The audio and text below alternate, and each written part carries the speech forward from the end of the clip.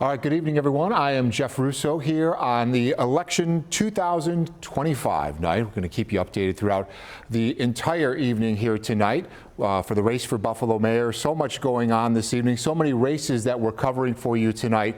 But we're going to begin here with two stories that we are following very closely in terms of main topics here in the city of Buffalo, the race that everyone has their eyes on, that is public safety and the financial health of the city. Maki Becker has the story of public safety. We're looking in after two double shootings in the Chippewa district, and our fiscal health. Giovanni Ligi has a story on overtime here in the city of Buffalo on this election night 2025.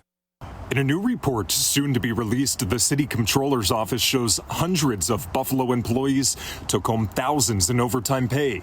At least 45 of those workers earned more than $100,000 in overtime alone. It's another sharp increase from 2021, showing OT pay at $27 million, and it steadily increased year over year. Overall, the city paid out more than $43 million in the last fiscal year, 80% over budget. The largest share went to police and fire, the city's two largest departments. They're not being greedy. They're not trying to hammer the city for money.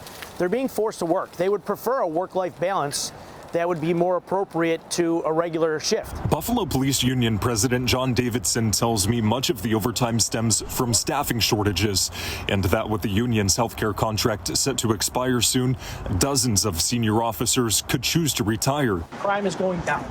It's a compounding issue, he tells me, something we spoke with him about last month. Back then, we also talked to Councilmember Mitch Nowakowski, who chairs the city's finance committee.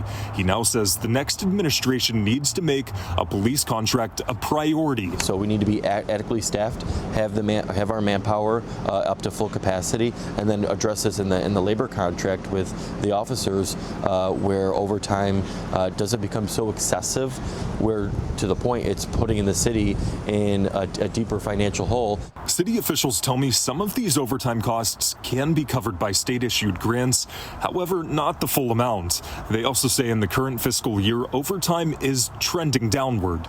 The audit will be formally presented to the Common Council this week. Giovanni Ligi, 7 News, downtown Buffalo.